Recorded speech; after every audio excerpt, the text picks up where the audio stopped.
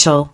I'm 25 years old, and this story begins on a Sunday morning that changed everything I thought I knew about my family.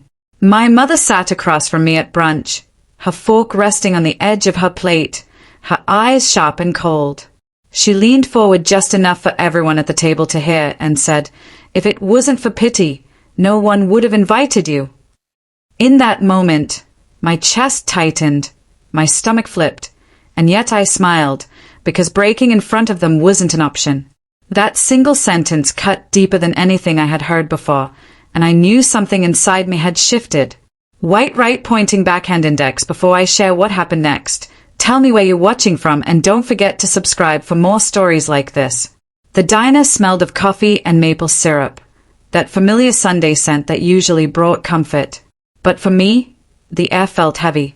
My mother's words lingered, hanging like smoke over the table. My brother Jason glanced at me and quickly looked away, pretending to be busy with his eggs. My aunt stirred her coffee so slowly it was almost comical, as though if she made enough noise with her spoon, it would drown out what had just been said. The table wasn't full of strangers. It was my family. People who were supposed to know me better than anyone else. Yet I sat there, feeling like I had no seat at all. I tried to sip my own coffee, the bitterness biting at my tongue, but the cup trembled in my hand. Inside, I was screaming, did she really just say that out loud? In front of everyone. But outside, I just raised my eyebrows, gave the faintest smile, and said nothing. That was the role I had learned to play. Silent, unshaken, invisible. When the waitress returned to check on us, the mood shifted for just a second. Everyone put on their polite faces. My mother even managed to smile, thanking the young woman like nothing had happened. As soon as the waitress walked away, the silence crept back in. My uncle cleared his throat. Jason made a joke about the weather, and slowly, conversation resumed. No one defended me. No one even acknowledged the sting of what had just been said. It was like I wasn't really part of the group, just an extra chair taking up space. And maybe that's what Mom wanted, to remind me of my place. I remember staring at the syrup dripping slowly down the side of the pancake stack in front of me. My appetite was gone, but I kept my fork moving, stabbing at the food just so I wouldn't look up. My ears buzzed, catching fragments of conversation I couldn't focus on. Something about Jason's new job, my aunt's health, the neighbor's son getting into college, all things they wanted to celebrate. But me? My life wasn't worth mentioning. The cruel irony was that I had worked harder than any of them to build something for myself. I never asked for help, not even when things were falling apart. But to them, that didn't matter. I wasn't the golden child, I wasn't the favorite, and I never would be. After the plates were cleared, I excused myself to the restroom. I locked the stall door and finally let out a shaky breath I'd been holding since her words landed. I stared at the graffiti on the bathroom wall, the chipped paint, anything to keep from crying. My reflection in the mirror looked steady enough, but I could see it in my eyes, the anger, the hurt, the years of being pushed aside. I splashed cold water on my face, patted it dry, and whispered to myself, "You're not going to give her this satisfaction." Then I walked back out, shoulders straight, chin lifted. The check came, and as always, my mother slid it toward me. It was a routine they'd perfected over the years. I was the one with the steady income, the one who could handle it. They never saw it as unfair, just convenient, and I always paid. Until that day, I pulled out my wallet slowly, watching her face, and then placed just enough cash for my own meal on the table. Nothing more. Jason frowned. "Ah, Claire, the total's a little more than that." I looked him in the eye and smiled the same polite smile I'd given when Mom cut me down earlier. That should cover mine. The silence that followed was thicker than any before. My mom's jaw tightened, my aunt shifted uncomfortably, and Jason muttered something under his breath. For once, I didn't care. We walked out of the diner into the crisp autumn air. The sky was gray, heavy with clouds, as though it was waiting to burst. My family said their goodbyes quickly, already planning their next get-together without me. Jason waved half-heartedly, and my mother gave me a stiff nod. I stood there for a moment, watching them scatter to their cars, their lives, their conversations. None of them looked back, and maybe for the first time, I didn't want them to. Driving home, my mind replayed the brunch like a broken record. Every laugh that wasn't shared with me, every glance that skipped over me, and most of all, my mother's voice, cold and dismissive, cutting me down in front of everyone. If it wasn't for pity, no one would have invited you. Those words banged into me, louder than the hum of the car engine, louder than the radio, louder than my own heartbeat. By the time I pulled into my driveway, I knew one thing for certain. Something had to change. And for once, I wasn't going to sit quietly and let them decide who I was. This wasn't about brunch. It wasn't even about that single insult. It was about a lifetime of being made small. And that day was the last time I was ever going to let them shrink me. That brunch was more than a meal. It was a breaking point. A line drawn in invisible ink across the table. They thought it was just another Sunday. But for me, it was the day I decided I would never play the role they wrote for me again. The change wouldn't come instantly, and it wouldn't come without consequences. But as I sat in my quiet house that evening, staring out the window at the fading light, I knew this. My family thought they had silenced me, but they had just woken me up. I remember the hours after that brunch like a blur, but the sting of what was said at that table never left me. It wasn't just the words themselves. It was the way they hung in the air, sharp and cold, followed by the silence of people who chose not to defend me. That silence hurt more than the insult. It was the kind of silence that seeps into your bones and makes you wonder if maybe you were the problem all along. The days that followed didn't bring comfort. If anything, they added layers to a wound that was still fresh. My mother avoided eye contact with me, moving around the house as though I were made of glass. My father barely spoke at all, except when necessary, and even then his tone carried a distance that hadn't been there before. Meals became quiet battles, forks clinking against plates, the hum of the refrigerator filling the space where laughter used to live. I learned quickly that addressing what had happened at brunch was forbidden. Whenever I tried to bring it up, my mom would cut me off with a tight smile and a soft, "Let's not start again." My father would fold his arms and stare at the TV, and so I stopped asking questions, stopped searching for answers. I bottled everything up, tucking my feelings into a corner of my heart where no one could see them. But wounds left unattended don't disappear. They grow, they fester, they find ways to remind you they are still there. For me, it came in the form of small hesitations. I stopped sharing my ideas at family gatherings, afraid of being mocked. I laughed less, spoke less, lived smaller. Whenever relatives came over, I made excuses to stay in my room, claiming I had assignments or wasn't feeling well. It was easier to fade into the background than to risk another cut. Years passed, but the memory of that brunch never softened. Instead, it hardened into a quiet ache that shaped everything I did. When friends at school teased me lightly, I didn't laugh it off. I felt it as a confirmation of what my family had said. When a teacher praised me, I doubted if I truly deserved it. And when someone offered me kindness, I struggled to believe it was genuine. That single moment at the table had planted a seed of doubt that grew wild inside me, wrapping around every part of my identity. There were nights I lay awake staring at the ceiling, replaying the scene in my head over and over again. I'd imagine what I should have said, how I should have defended myself, how maybe if I had spoken louder or cried harder, they would have understood. But in reality, all I did that day was sit frozen, feeling the weight of words I never saw coming. And that helplessness haunted me for years. Still, life kept moving. I graduated, found a job, and built routines like anyone else. From the outside, I seemed fine. I smiled when expected, made polite conversation, and carried on. But beneath the surface, there was always that quiet wound, unspoken but very much alive. Every family holiday became a test of endurance. Every dinner invitation felt like stepping back into a battlefield, one where I had to armor myself with forced smiles and rehearse lines. One Thanksgiving stands out more than the rest. The table was filled with relatives, the air heavy with the scent of roasted turkey and spiced cider. Everyone laughed at stories from years past, and for a brief moment, I let myself feel included. But then, an offhand comment slipped. Someone brought up my so-called overreactions, and the laughter that followed hit me like a wave. I excused myself to the bathroom, locked the door, and sat on the edge of the tub, tears streaming silently down my face. Even after all those years, nothing had changed.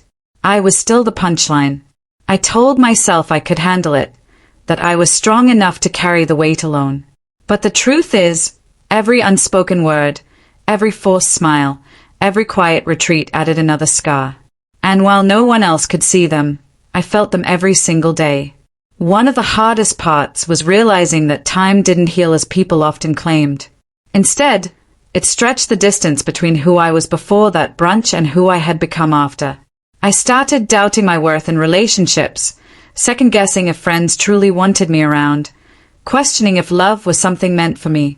I became skilled at hiding my pain, tucking it away behind carefully chosen words and practiced expressions. But silence has a way of becoming unbearable. It eats at you slowly, until the weight of unspoken truths feels heavier than the risk of speaking them out loud. There were moments, late at night, when the house was quiet and the only sound was a ticking clock, when I wanted to scream, to finally let every bottled-up word escape. But the fear of being dismissed again kept me quiet. I'd seen what happened when I tried to speak before. I wasn't ready to be silenced twice.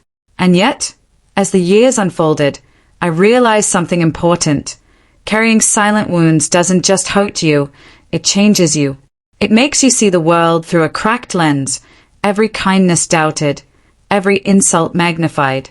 It shapes the way you love, the way you trust, the way you breathe in every single day. I don't know when exactly the shift happened, but one morning, standing in front of the mirror, I caught my own reflection and hardly recognized myself. There was a weariness in my eyes that went beyond sleepless nights, a kind of heaviness that makeup couldn't cover. That was the moment I understood. Silence wasn't protecting me. It was destroying me. Years of wounds left unspoken had carved deep lines into the story of my life.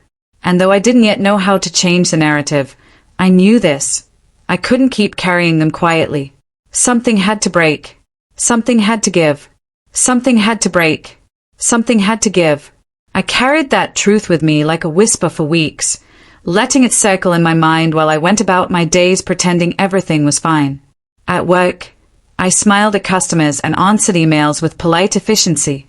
With friends, I laughed at the right moments, never letting them glimpse the storm brewing inside me. But when the house was quiet at night and I lay in bed staring at the ceiling, the thought returned stronger than ever. I couldn't keep letting them walk over me. I couldn't keep pretending their silence and cruelty hadn't carved me into someone I barely recognized. The breaking point came on an ordinary Tuesday evening. My phone buzzed on the counter, lighting up with another family group message. My brother had sent some casual joke. My mother replied with a string of emojis, and my father had added a short, good one. I stared at the screen, waiting, searching, for some trace of acknowledgement, something that might suggest they remembered the years they'd let me suffer quietly. But there was nothing. I wasn't included. The message hadn't even been sent to me. I'd only seen it because my number was still attached to the group by habit, not by choice. That was the moment I knew. Revenge wouldn't come with shouting or slamming doors. It wouldn't come with tears they'd only dismiss as too much. No, my revenge would be quiet, precise, and undeniable. Something they couldn't wave away. I started with research. In the quiet of my apartment, I combed through old files, emails, and bank accounts, things I had access to because, years ago, I'd been the one asked to handle the boring details. My father never bothered to learn passwords. My mother scribbled them down on sticky notes she left in kitchen drawers. It was almost laughable, how carelessly they treated what they depended on. As I clicked through statements and balances, I felt a strange calm settle over me. For once, I wasn't powerless. Still, part of me hesitated. Was I really the kind of person who could do this? Could I carry out something so deliberate, knowing it would hurt them? The thought of my mother's face, my father's narrowed eyes, my brother's frantic calls, it gave me pause. But then I remembered Thanksgiving, the laughter after that cutting comment, the way no one had followed me to the bathroom when I left in tears. I remembered every small silence, every unspoken dismissal. And suddenly, hesitation turned into determination. The night I chose was quiet, almost too quiet. Rain tapped against my window, steady and relentless, as though aging me forward. I brewed a pot of coffee, not because I needed the energy but because the ritual steadied me. Mug in hand, I sat at my desk, the glow of the computer screen illuminating the dark corners of my apartment. My fingers hovered over the keyboard for a moment, and then I began. First, the credit accounts. One by one, I logged in, disabling cards, locking profiles, cutting off access. With each click, I felt a weight lifting from my chest, replaced by something sharp and exhilarating. It wasn't about the money. I had my own, built quietly from years of hard work. This was about control, about showing them that the daughter they dismissed still had power. Next came the cabin. That place had always been their prized possession, the one thing they paraded as proof of family togetherness. But to me, it was nothing more than walls soaked in memories I wanted to forget. Holidays spent being mocked, weekends where I was the odd one out. I pulled up the documents, reviewed the ownership details, and began drafting the email to my lawyer. The words flowed easily, each sentence crisp and final. I'd like to move forward with the sale of the family cabin. Please prepare the necessary paperwork. Hitting send felt like crossing a line I could never uncross. My hands trembled slightly, not from fear, but from the sheer weight of what I had done. This wasn't just a plan anymore. It was real. I leaned back in my chair, the hum of the computer filling the silence. Outside, the rain had turned heavier, streaking down the glass like tears I no longer needed to shed. For the first time in years, I felt a strange kind of peace. Not joy, not triumph, but something steadier, a reclaiming of myself. My phone buzzed around midnight. It was my brother, his name flashing across the screen. I let it ring, the sound sharp and insistent in the quiet room. Then it buzzed again, and again. I didn't answer. Not out of spite, but because I had nothing left to say. Their words had silenced me for years. Now, my silence was louder than anything I could ever speak. As the night stretched on, I sat by the window, watching the storm rage outside. The cabin, the accounts, the life they had built on dismissing me, it was all unraveling, thread by thread. And for once, I wasn't the one unraveling with it. That night, revenge didn't come with raised voices or grand gestures. It came with quiet clicks, carefully written words, and the steady decision to take back what had been stolen from me. It was quiet, yes, but it was also final. And when I finally crawled into bed, the rain still pounding against the roof, I closed my eyes and slept deeper than I had in years. The morning after felt strangely ordinary. Sunlight spilled through the blinds, cutting across my floor in neat golden lines. For a few minutes, I lay there, cocooned in the sheets, trying to convince myself that what I'd done the night before hadn't actually happened. But then my phone buzzed again, 3 missed calls, all from my brother, and 1 tight voicemail from my mother. Call me back immediately. I didn't. Instead, I brewed coffee, the rich smell filling my small apartment. The mug was warm against my hands, steadying me as I braced for what I knew was coming. It didn't take long. By the time I finished the first sip, the phone lit up once more, buzzing across the counter. I watched it vibrate, ignored it, then flipped it face down. That's when the messages began flooding in. Short, panic lines from my brother. What the hell did you do? None of the cards are working. You need to fix this now. I set the phone aside. His urgency didn't move me. 4 years, he'd been the golden child, the one who never worried about bills or consequences. Now, for once, he was the one scrambling. By late afternoon, the texts shifted from anger to pleading. My mother chimed in next. This isn't funny. You're punishing everyone for no reason. We raised you better than this. I laughed out loud at that one, the sound surprising even me. Raised me better? If they called years of dismissing me, mocking me, and turning their backs whenever I needed them raising, then I wanted no part of it. Still, their desperation left a mark. I'd expected silence. Cold, dismissive silence like always. Instead, they were rattled. And that rattling sent ripples I hadn't fully anticipated. 2 days later, my boss called me into her office. "Everything okay at home?" she asked carefully, folding her hands on the desk. I blinked, caught off guard. She explained that my mother had called the office, spinning some story about me being unstable, suggesting I needed time away from stressful responsibilities. The audacity of it nearly knocked the breath out of me. They weren't just trying to regain control. They were trying to discredit me, make me look unreliable. A familiar heat rose in my chest, part anger, part disbelief. I assured my boss I was fine, that whatever my mother had said wasn't true. Thankfully, she nodded, gave me a sympathetic smile, and let it go. But walking out of that office, my legs trembled. They hadn't just felt the ripple, they were trying to push it back at me. That evening, I sat on my couch staring at the ceiling, replaying it all. Cutting the accounts, contacting the lawyer, it had been my move, clean and deliberate. But now the water was stirring wider, touching corners of my life I hadn't expected. Did I regret it? No. But the realization sobered me. Revenge, even quiet revenge, doesn't stop at the first stone thrown. It spreads. It unsettles. It forces reactions. The real storm came on Saturday morning. I opened my email and found a long message from my father. Unlike the frantic calls and texts, his tone was controlled, almost icy.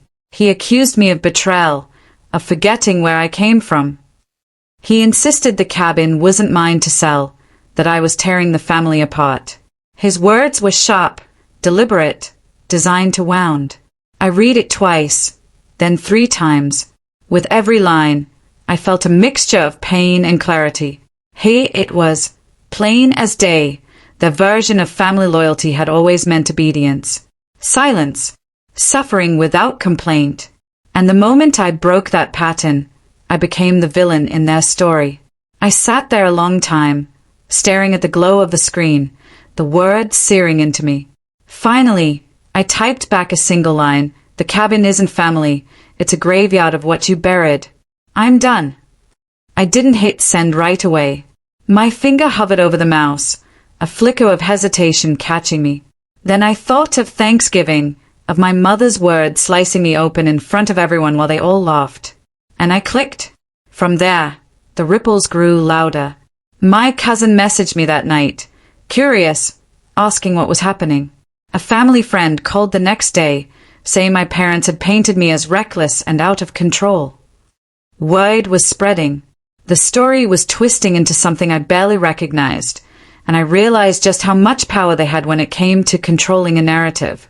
But here's the thing, I wasn't powerless anymore.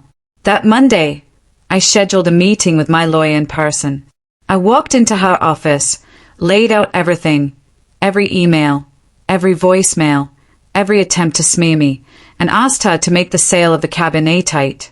She adjusted her glasses, nodded, and assured me the paperwork was already in progress.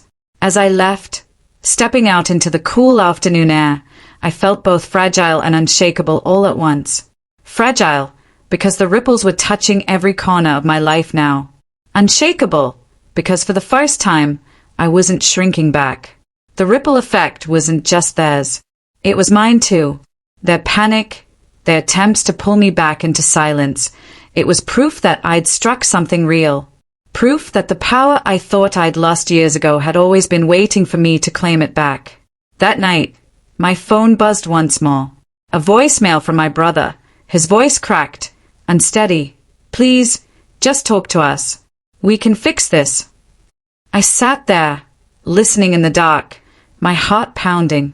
4 years, those were the words I begged to hear. Talk to me, see me, fix this. And now, when they finally came, they rang hollow. Too late. Far too late. I didn't delete the message. I didn't return it either.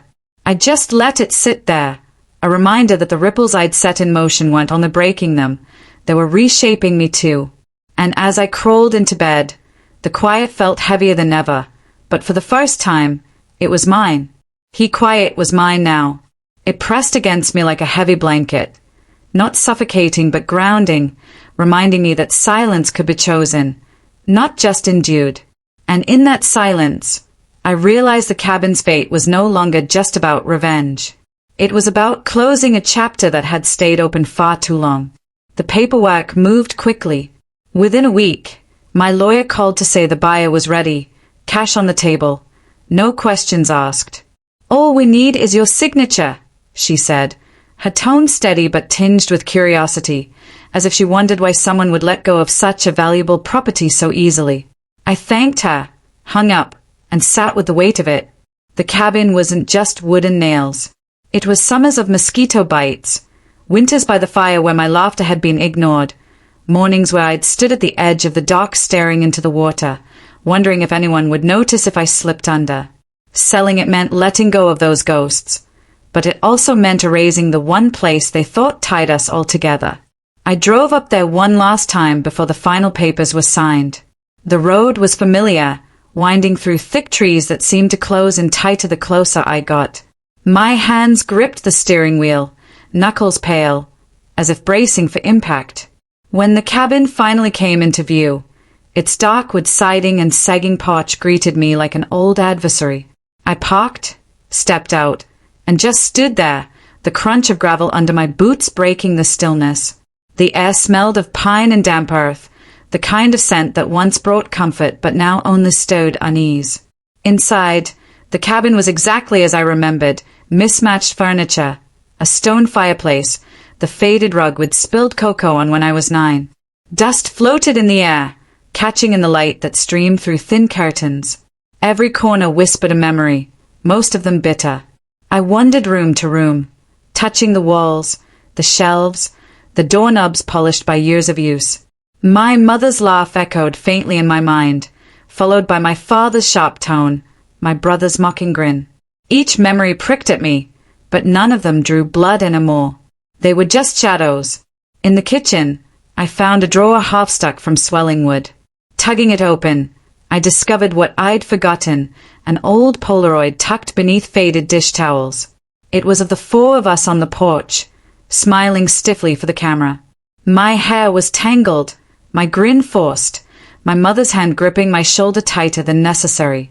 Looking at it now, I didn't feel sadness. I felt distance, as though I was observing strangers. I slipped the photo into my coat pocket, not to keep as a treasure, but as proof. Proof that I had lived here, endured here, and was finally walking away. As the sun dipped lower, painting the cabin in gold and shadow, I sat on the porch steps. The wood creaked beneath me, the same creak I'd heard 1,000 times as a child sneaking out to escape the noise inside. I let myself breathe in the air, listen to the rustling leaves, feel the cool wind on my face. For the first time, it didn't feel like running. It felt like release. My phone buzzed in my pocket. Another call. My brother again. This time, I answered. His voice was urgent, strained. "Don't do this. Please. The cabin. It's all we have left." I let his words hang in the air. Then, slowly, I replied, "It's all you have left." For me, it was never home. It was a prison dressed up as tradition. There was silence on the other end, broken only by his shaky breath. Finally, he muttered, "You'll regret this." I didn't argue. I didn't defend. I simply said, "Goodbye," and hung up. When I finally left the cabin, locking the door behind me for the last time, I didn't look back. The gravel crunched under my boots, the car door slammed shut, and with the taint of the key, the engine roared to life. As I drove away, the trees seemed less suffocating, the road less winding. 2 weeks later, the sale was finalized. My lawyer slid the signed documents across her desk, her expression neutral, professional. "It's done," she said. I took the papers, folded them neatly, and slipped them into my bag. It should have felt triumphant, but instead it felt quiet, like laying flowers on a grave. That night, sitting alone in my apartment, I pulled out the Polaroid from the cabin. I studied it under the lamp's glow, the false smiles, the grip on my shoulder, the way my eyes didn't quite meet the camera. Then I tore it in half, and then in half again. The pieces fell into the trash, small and unremarkable. Just paper, just ink, just the remnants of a story I no longer had to carry. The cabin was gone, the account still frozen, the silence between us deeper than ever. But this time, it was on my terms. I hadn't just burned bridges, I'd built something new from the ashes, space, freedom, a life that no longer revolved around their cruelty. Lying in bed that night, I realized something unexpected. Revenge hadn't been the destination. It had only been the door. What waited on the other side wasn't destruction. It was me. Whole, unashamed, unbound. For the first time in years, maybe in my whole life, I felt free.